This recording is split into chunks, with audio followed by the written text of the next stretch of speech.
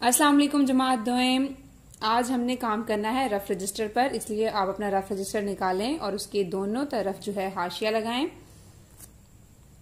हमने सबक पढ़ा था पानी अल्लाह की नेमत है। आज हम उसके सवालों के जवाब लिखेंगे। ठीक है, सबसे पहले आपने दोनों साइड पर जो है वो हाशिया लगाना है। उसके बाद आपने दाएं जानिब आज की तारीख और बाएं जानिब आज का दिन लिखना है। दरमियान में आप क्या लिखेंगे? घर का काम। उन्वान नंबर 9 लिखेंगे। आपने हर लाइन जो है वो छोड़नी है और उसके बाद काम करना है, एक एक लाइन छोड़कर। उसके बाद बिल्कुल दरमियान में आप सबक का नाम लिखेंगे। और हमारा जो उन्वान 9 है वो एक नज्म थी जिसका नाम था पानी अल्लाह की नेमत है।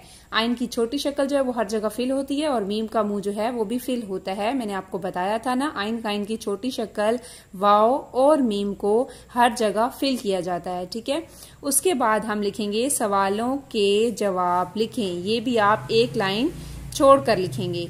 सवालों के जवाब लिखें। उसके बाद दोबारा से एक लाइन छोड़ेंगे और हम लिखेंगे सवाल नंबर 1। ठीक है, सीन 1 लिखेंगे। इसका मतलब है सवाल 1। सवाल क्या है? पानी किस सूरत में आसमान से बरसता है? पानी किस सूरत में? मीम का जो है मुंह भरा हुआ होगा, वाव का भी फिल होगा, आसमान यहाँ पे मीम फिल होगा, नून को जो है वो लाइन से नीचे भी लेकर जाएंगे। आसमान से बरसता है, बरसता। यहाँ पर 4 शोशे बनाने हैं, 3 सीन के और 1 ते का। इसके बाद आप लगाएंगे सवालिया निशान। ठीक है, उसके बाद क्या आपको याद है किस सूरत में बरसता है? जवाब नजर आ रहा है आपको? जी, तो एक लाइन छोड़कर आप लिखेंगे जीम। जीम का क्या मतलब है? जवाब। पानी रहमत की सूरत में आसमान से बरसता है। पानी किस सूरत में आसमान से बरसता है? रहमत की सूरत में। किस सूरत में? रहमत की सूरत में। यहाँ पर भी आपने मीम का फेस फिल करना होगा। स्वाद को फिल नहीं करते, स्वाद के फेस को। उसके बाद वाव जो है वो फिल करेंगे। आप साथ साथ पढ़ें ताकि आपको ये सवालों के जवाब जुबानी भी याद हो। पानी रहमत की सूरत में आसमान से बरसता है। पानी किस सूरत में आसमान से बरसता है? रहमत की सूरत में। उसके बाद आपने दोबारा से एक लाइन छोड़नी है और सवाल नंबर 2 लिखना है। तो आप क्या लिखेंगे? सीन 2। जीने की एक आस का क्या मतलब है? मीम का फेस फिल होगा। जीने की एक आस का क्या मतलब है? आस क्या मतलब मैंने बताया था? उम्मीद। जीना क्या मतलब? जिंदा रहना। यहाँ पर आपने 2 शोशे बनाने हैं, एक ये का और एक नून का, और जीम की छोटी शक्ल। जीने की एक आस का क्या मतलब है? एक लाइन छोड़कर आप लिखेंगे। अगर आपका सवाल भी 2 लाइनों में आ रहा है, यहाँ पर आपकी जगह खत्म हो गई है और अभी आपको कोई लफ्ज रहता है तो आप लाइन छोड़कर नीचे जा सकते हैं। ठीक है, इसका जवाब लिखेंगे। क्या है जवाब? जिंदा रहने की उम्मीद। इसके भी आपने 3 शोशे बनाने हैं क्योंकि हे के 2 शोशे होते हैं। 2 हे के शोशे बनेंगे और एक नून का। ठीक है, रे हे रह, नून बढ़िए ने, रहने। जिंदा रहने की उम्मीद।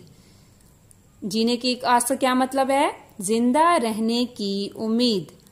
जीने की एक आस का क्या मतलब है? जिंदा रहने की उम्मीद। सिर्फ ये 2 सवाल हैं जिनको आपने जुबानी याद करके घर में टेस्ट भी देना है। ठीक है, उसके बाद सवाल नंबर 3 पर आते हैं। सवाल 3, इसका जवाब आपने खुद से लिखना है। मैंने आपको बहुत से इसके आंसर बता भी दिए थे। पानी, जब मैंने आपको ये नज्म पढ़ाई थी उस टाइम मैंने आपको इस सवाल का जवाब बताया था। अब आपने इस सवाल का जवाब खुद से लिखना है। पानी किस किस काम आता है? उसके बाद यहाँ पे सवालिया निशान। कोई 2 काम लिखें। आपको पता है कि पानी जो है हमारी जिंदगी में बहुत इम्पोर्टेंट है और बहुत जरूरी है, और इसके जो है बहुत से फायदे हैं, बहुत सारे काम है। हमारे बहुत सारे कामों में जो है हम अपना पानी का इस्तेमाल करते हैं। तो अब जो है आपने उसके लिखने हैं, सिर्फ 2 काम लिखने हैं। मैंने आपको ज्यादा बताए थे काम, लेकिन आपने सिर्फ 2 काम लिखने हैं। और अगर आप नज्म पढ़ेंगे तो उस नज्म में भी आपको काम मिल जाएंगे कि कौन कौन से काम जो है वो आता है। पानी किस किस काम आता है, इसका जवाब आपने लिखना है। पानी किस किस काम आता है? कोई 2 काम लिखें। आपने नीचे लिखना है जवाब जीम।